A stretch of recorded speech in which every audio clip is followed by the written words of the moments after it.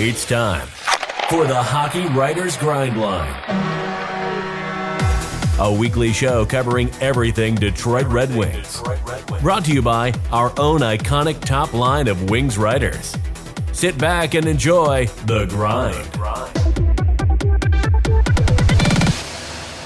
Welcome to the Hockey Writers Grind Line, brought to you by our newest sponsor, Ticket IQ.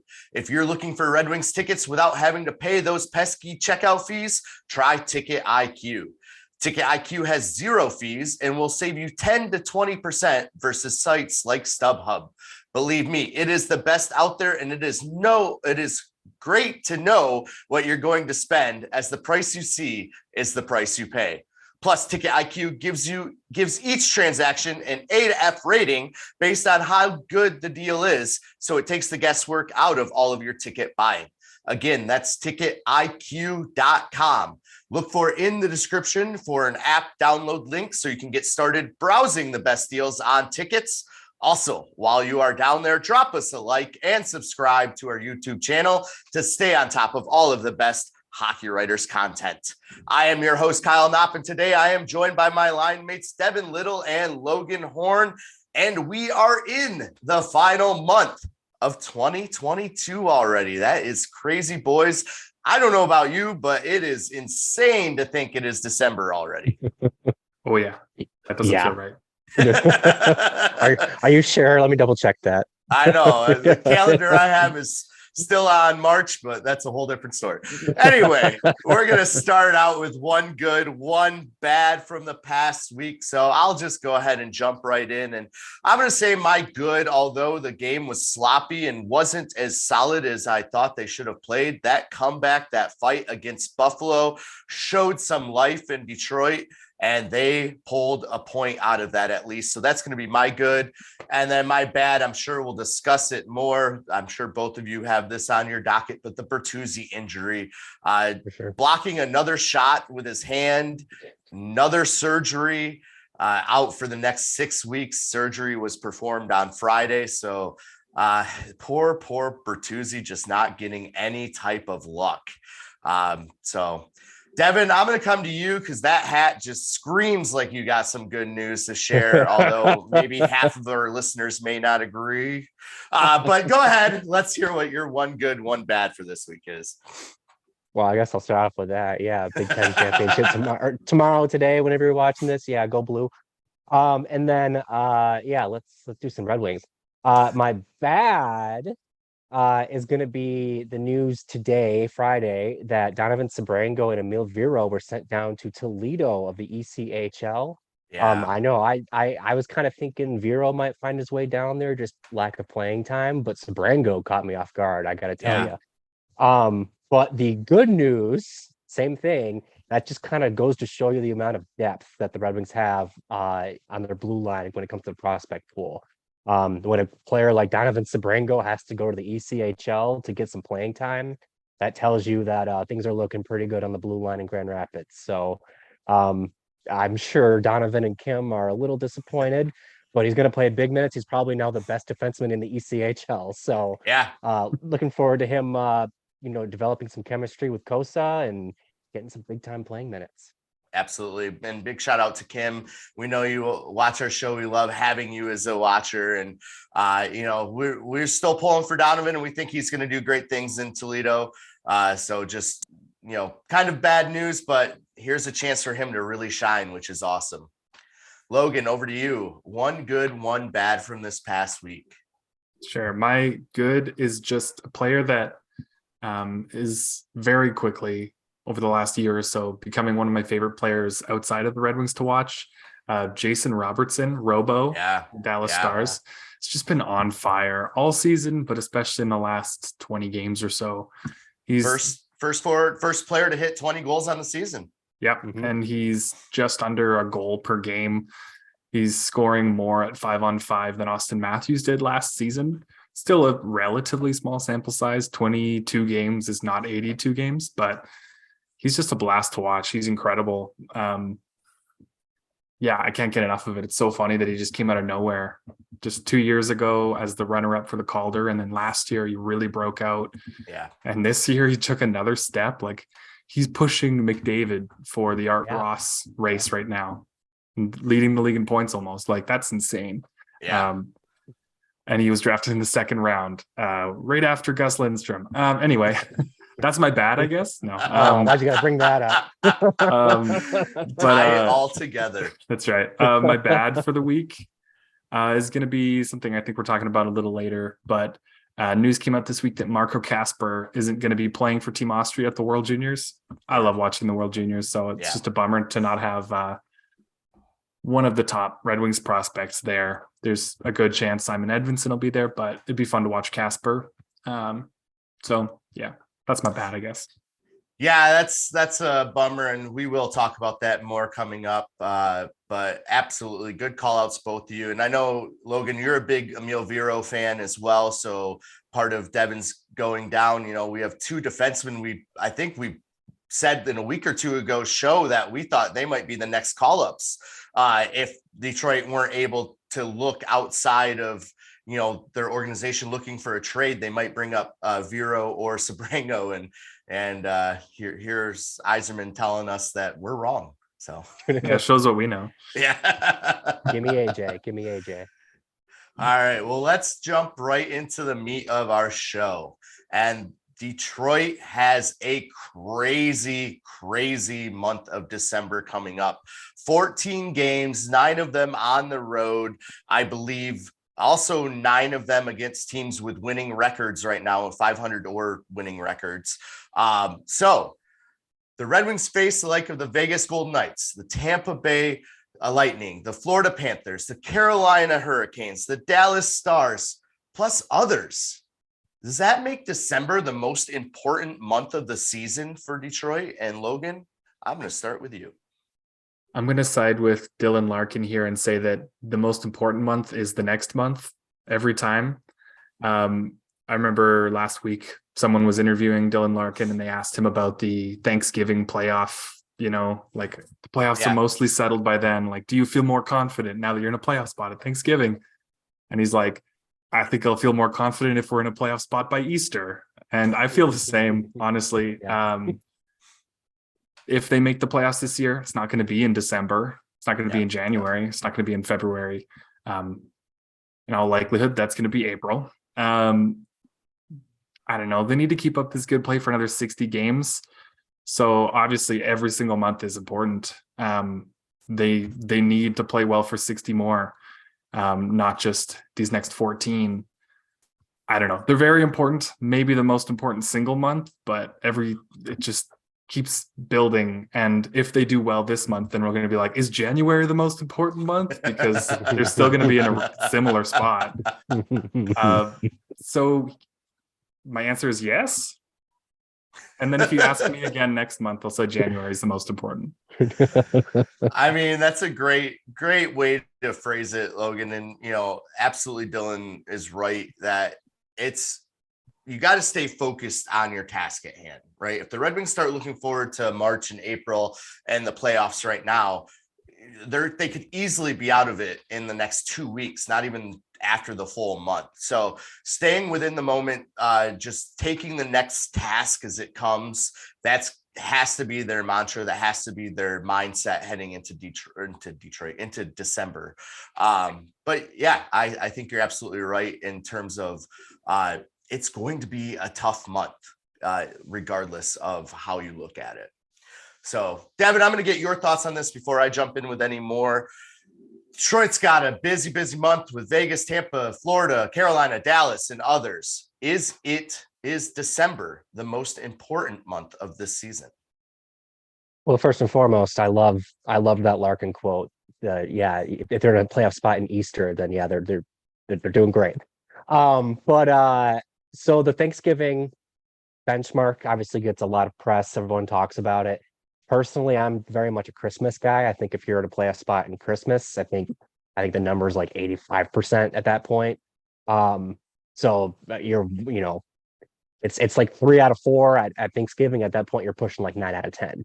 And I think, obviously that's kind of the crux of this is that, just Christmas is in December. So, if they do well leading up to December 25th, all right, let's go. But I think that it's going to be the most important month if it goes really, really good, or if it goes really, really bad. Because if it goes really, really good, then that kind of hits my benchmark I just talked about. If they're in a playoff spot in Christmas, that means they did really well. And I think at that point, I'm going to start really, buying stock into the idea that this is a playoff team this year. Now, on the other hand, if it's Christmas and they've fallen off, they did not do well against all these contenders, then I think that they've kind of revealed themselves, and I think we can start talking about it's not going to be this year, but it sure as hell might be next year. So I think that now, and then there's that weird gray area where things kind of go up and down, Jekyll and Hyde, like they've been doing all season, and that's in which case, then yeah, probably January is the next most important month. But basically, what I'm saying here is that if they collapse this month, which is what they did last season, then we're going to have a season similar to last season where they're going to start pivoting to selling. But if they do well this month and they're still looking like a playoff team when it's New Year's Eve, then I think we can start really, really considering the fact that the Red Wings might be a playoff team this year. Yeah, I agree.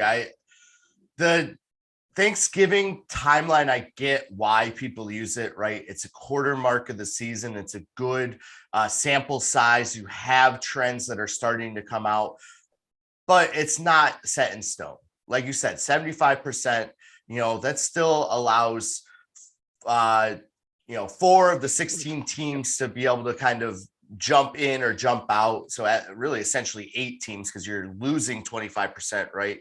And so you're losing 4, getting 4 in. So that's 8 teams switching positions. Whereas when you're at the Christmas markets, maybe more like 2.5, each side. So it's a lot different. I think, yes, you see a lot more of what's going to be the playoff picture come December 25th, December 31st, maybe.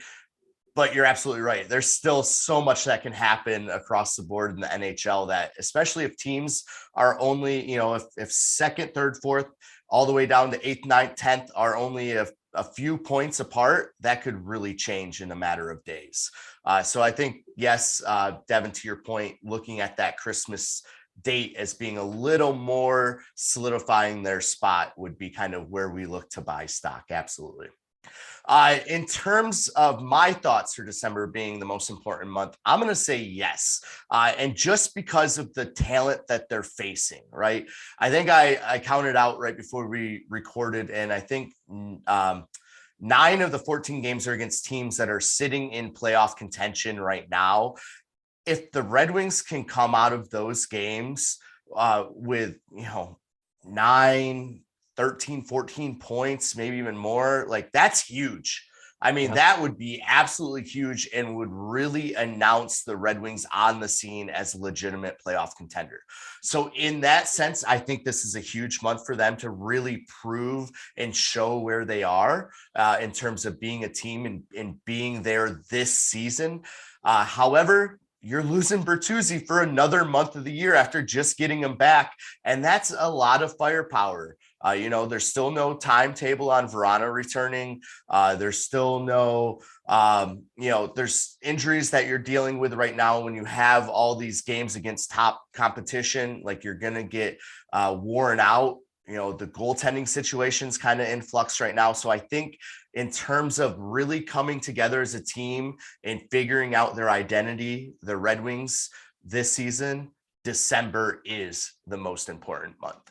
And that's just where I'm going to leave it at that. So please let us know in the description, or in the comments, not in the description. You can't change that. Let us know in the comments if you think December is the most important month of the season for Detroit. And also, let's hear some predictions on how you think they will fare. And then we can come back and rub it in your faces maybe in January. All right. Well, that's going to send us off on the rush for the first time today. And we're going to change things up a little bit. We're getting some flack for saying keep it under 2 sentences when none of us ever do. So I don't know, Matt, if you can put up a shot clock, a 20-second shot clock. I have one going on my timer here. So I will let you know when that 20 seconds is up. The first question is going to be, which game are you most looking forward to out of December's matchups? And Devin, starting with you now. I'm gonna go with Dallas mainly because, like Logan, Jason Robertson is really fun to play or fun to watch.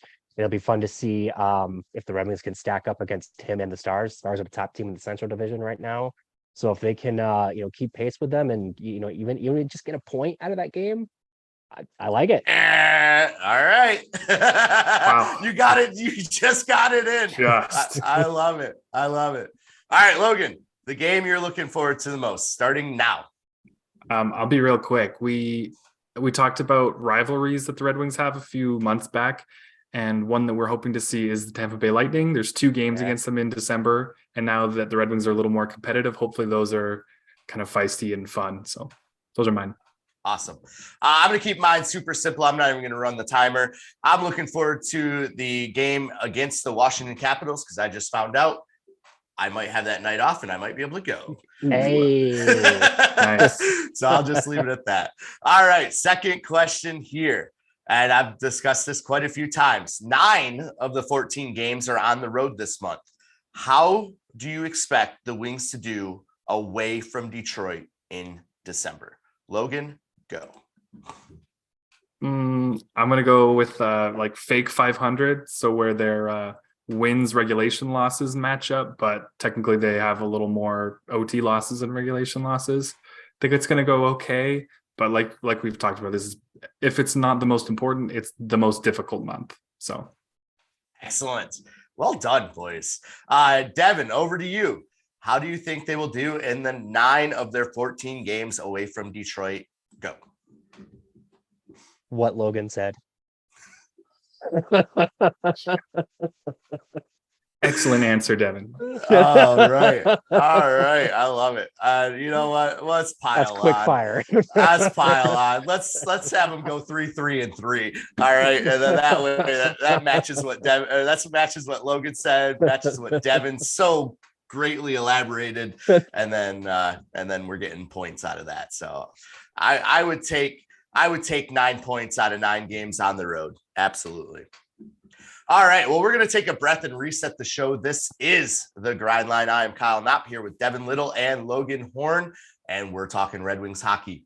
Before we get back into it, we want to remind you to sign up for the Morning Skate, the morning hockey newsletter, packed with all the best NHL news, rumors, funnies, histories, and more. Sign up today at morningskate.io. Moving right along. Logan, you already mentioned this. Marco Kasper won't be at the World Junior Championship, so he can focus on the SHL. Is this the right move? And Logan, like I said, you mentioned this. We're starting with you. Is this the right move? I think it's the right move for Kasper. It's a tough move for Team Austria for their international hockey, at least at the junior level. The announcement came as like, oh, we've decided with Marco that he's going to stay in Sweden. I don't know if I'm just kind of cynical, but I get the feeling that he told them he wasn't going to play and gave them the chance to kind of put a spin on it and be like, we thought it was best for him, because like Austria is going to be, most likely they're in a tough group at the World Juniors with like Canada, Sweden, Czechia, and Switzerland, I believe. And that is tough. So without Kasper, it feels like they're probably destined for the relegation match, at least. And, you know, if you could add a best, like one player that's better than all of the rest of yours, you would. Maybe they're just being selfless. Like there's a real good chance that this is true because they don't have a ton of like real high up NHL prospects, and he's one of them. So if they think it's what's best for him long term, then they might also believe that's what's best for them long term. Having him be the best player that he can be by the time he gets to the NHL will just be huge for publicity for them. So maybe that's why they're doing it. I mean, he doesn't need the ice time. He doesn't need the like leadership role that a lot of players get going from junior to the World Juniors, because he's playing against grown men and he's a top 6 center in one of the best professional leagues in the world. So yeah, he doesn't really need that. it's not like a Shane Wright situation where they're struggling to find him minutes, and this is a great opportunity for him to compete for a week or two. I don't think Kasper needs this tournament as much as Team Austria needs him in this tournament. So it's probably what's best for him to keep competing at that high level against these men and just keep killing it like he has been. Yeah, I think that's a great call out there, Logan. He's already playing in a men's league. To go and then have him play against 18, 19, 20-year-old kids might not necessarily be the best for his development, especially, at that level, when Austria could bring in maybe another younger player that they could start developing a little bit earlier than they might have had Kasper taking that roster spot. And again, this could be Austria's way of conceding that they're in a very tough bracket or group, and that the only thing Kasper would really be there for is the one game, the relegation game. And if you're going to have one player there for one game, it doesn't make sense to just bring him along to risk injury or what have you, when he can continue to play his top 6 minutes in a men's league at developing at the pace he is. So I'm sure there's a lot of behind the scenes things that we don't know about. But I think this is a way for Austria to kind of develop younger and also say like, hey, we're going to allow you to develop your game and not risk you just for one game that, may not mean anything in 3-4 years anyway. Yeah, I do want to say, I'm not trying to just trash talk Team Austria because they have some good players there, and David Reinbacher is going to be drafted probably in the first round in this next draft, a right-handed defenseman, big guy. And I think, who knows, maybe he could be the difference maker that Kasper can't be. I just don't want this to come back to me if they win a game. I don't want people to be like, you were such an idiot. I think they could be good. Who knows? Yeah. All of my friends in Vienna and Innsbruck right now are just writing their hate mail to Logan. So, oh no, I apologize. Devin, what are your thoughts on Marco Kasper sitting out of the World Junior Championships? Yeah, I think Logan summed it up pretty well. Let's, not to pile on here, but I know I wasn't expecting Team Austria to do a whole lot, even with Kasper. So it makes sense just to kind of have him keep doing what he's doing. And, made a good point that he's already playing against men right now. So, what does it do for him to play against 18 and 19-year-olds? This is ultimately also a glowing thing, or glowing endorsement of him as a prospect and as a player too. If he wasn't, a really good prospect, he'd be playing in this thing. But Yeah. he's too good to be quite frank. He's good enough to focus on the SHL. He's playing big minutes. He's playing well in the SHL. So let him keep doing what he's doing. It's like Logan said, this isn't what's best for Team Austria, but it's what's best for Marco Kasper. And as far as this show is concerned, a Detroit Red Wings show, we care what's best for Marco Kasper. So, I hope he continues to do well in the SHL, and I'm glad that he is focused on that league rather than a international competition where his team was more than likely not going to do a whole lot. Yeah. Yeah. And as a Red Wing fan and as a World Junior Championship fan, yeah, thank you. I saw that falling. As a Red Wing fan and a World Junior Championship fan, I am disappointed he won't be there. I really wanted to see him play at that level. I wanted to see him dominate and just bring those skills over against younger players. But at the same time, I totally get it, completely understand why Austria and Marco's team, his camp is trying to keep him in the SHL right now. So absolutely understand. Bummer, but at the same time, like we said, this is what's best for Marco Kasper moving forward. And as a Red Wings show, we want is what's best for him. All right. Let's have a Dylan Larkin check-in. How has the landscape changed since we last talked about Dylan Larkin's next deal that he will likely sign over the summer, I'm guessing? Do we still think he will? And if so, for how much? And Devin, I'm coming to you first. I have a feeling you have a lot to talk about on this subject. I do think some things have changed, or at least a more recent piece of news kind of changed things a little bit. Speaking of Dallas, kind of a weird under theme of this show is the Stars. Their top center, Rupe Hintz, just signed a new deal, an 8-year deal that carries an 8.45 Mhm. average AAV, average annual value. And I think that, excuse me, I think that his deal, along with the deal that Matthew Barzal signed a month, 2 months ago, I forget when it was exactly. His was 9.15 million. That's what his AAV is. I think that's kind of your high end and low end of what you're expecting for Larkin right now.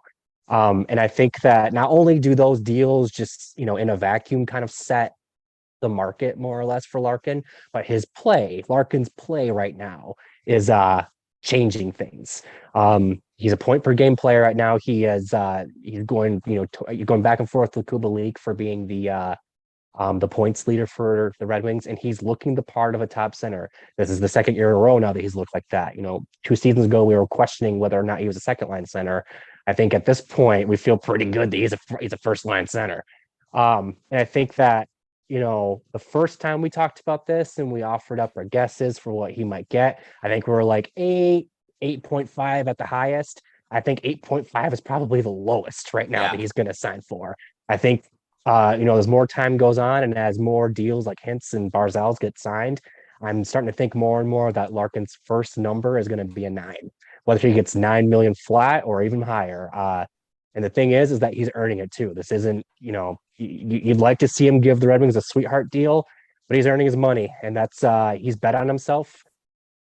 He didn't sign a deal in this previous summer. And I think that's because he bet on himself, and the bet is paying off, let me tell you. So I don't know when this deal is going to get signed. I do still expect that it will get signed, and it's going to be it's going to be a wealthy contract for the captain. Absolutely. I agree. I think we're talking 9 at the minimum now, based on everything that's out there. Maybe 8.75, 8.8 if we're talking a sweetheart deal. But again, it's really going to depend on what the cap increases to. Yeah, absolutely. If it's the 4 million bump, which they say it could be if they hit whatever I think 80% of the escrow payback is, then yeah, I think we're talking 9 plus. If it's only the 1 million bump, because that escrow wasn't paid back, then I think we might be able to speculate 8.75. But I think you're absolutely right, Devin. I think we're talking close to the 9 range. Logan, would love to get your thoughts on this. How has the landscape changed? Because we already know it has. Do you still think he will resign? And if so, what is your starting value for Dylan Larkin? Well, I think it's a no-brainer. He resigns. He wants to be there. He's been there through all the struggles, and they're finally starting to come out of it. You don't quit on that. He's the captain of the team. You don't quit on that usually, unless some insane situation comes up. And then on the other side of it, the Red Wings have to re-sign him. You don't give up on someone that you groomed to be your next captain when he was a rookie with all those great leaders of the last few decades. He's coming back. The number is the thing that we can negotiate. And just like Devin said, the Barzal and Hintz contracts, I feel like are pretty good kind of boundary lines for Larkin. They're both number 1 centers on their teams, with kind of, I don't know, they play differently. Hintz is a little more of a two-way player, and Barzal is just an insane playmaker who, what has he scored 2 goals this year already? But he's got like 20 something assists. That was a fun watch when he had like 19 assists and 0 goals. But those kind of feel like the high and the low, at least right now. Contracts have gone up, but it's your first line center. What do you think you're going to pay them half that? Like there's no chance. Larkin has played like a first line center for about 1.5 years now, and he's going to get paid like one, and he's going to deserve it, honestly. He's been by far the best face-off center on the team this year. Like I think 6% better, like winning 6% more than the next best, which is Rasmussen. He's scoring a point per game leading the team in many ways on and off the ice. So he's going to get that money. I think it's wild to think we're talking about the base is like a flat 9. It's only gone up, but I don't know. I don't think the cap, if it goes up 1 or 4 this year, will make too big of a difference, because I'm assuming his agent is smart and can argue that Detroit doesn't really have a lot of cap held up the next 2-3 years. So by the time it does go up the next few years, they'll be fine, and they're fine now. I'm sure it wouldn't hurt though, of course. Yeah, no, that's a very good point. I mean, it's not like the Red Wings are some of the other teams that are really cap strapped right now, and pushing a big deal a year down the road would really help them. I mean, they're in a point where whether, it's 9 next year for the next 8 years, or it's, whatever, they can afford it. So whether it goes up 1 or 4, I think you're absolutely right. That may not matter that much in the long-term scheme of things. All right, well, let's move on to our final rush of the day. And Devin, I'm going to start with you first. Let me pull up my timer here. All right, Devin, which Red Wings prospect are you looking forward to watching the most in the World Junior Championship? Well, since Kasper's not going, the pickings are slim. I'm interested to see if Edvinsson goes, honestly. That's just kind of my answer here. I don't know that he will go, because kind of the same thing as Kasper, where they're going to want him to focus on the AHL. But if he goes, I'll say Edvinsson. All right. Just snuck that in. Logan, over to you. Go ahead. The only one that honestly, I'm not confident about any of the prospects going there, because Kosa's not going to be there. He can't. Yeah. Edvinsson and Kasper aren't there. I'm going to go with Liam Dower-Nilsson, just because I feel like he's got a shot at a, bottom 6 grinder role, checking guy for the World Junior team that's pretty stacked up top on like skilled guys. Excellent. No, I agree. Not 100% sure who's all going to be going yet when I put this question together, but I like Liam Dower-Nilsson, and I would love to see William Wallander there. I think he's still of age, right? I don't know. I think he might have aged out this year. Oh, did I? Maybe. I thought he still had 1 more year. Let me know in the comments. Tear me up. That's fine. We'll get it done one way or another. All right, Logan, what is most needed off of the Red Wings wish list this holiday season? Oh, I love it. Oh, chemistry for Mo Sider and Ben Sherratt. That has been a kind of a rough pairing, and if they could actually get some chemistry, then that would go a long way. I love it. With 6 seconds to spare.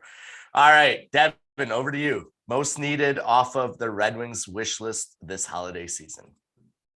3 things. 1, what Logan said. 2, consistent goaltending.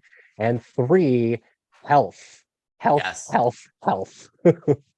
With 10 seconds to spare. I love it. I don't even need to add on to those, because all of those are excellent. Chemistry, absolutely. Consistent goaltending, please. And then health would be huge. And then I just want to see him continue to compete, especially through the month of December. All right. If we still need to convince you after our first plug, please sign up for the Morning Skate, the morning hockey newsletter delivered to your inbox Monday through Friday for free.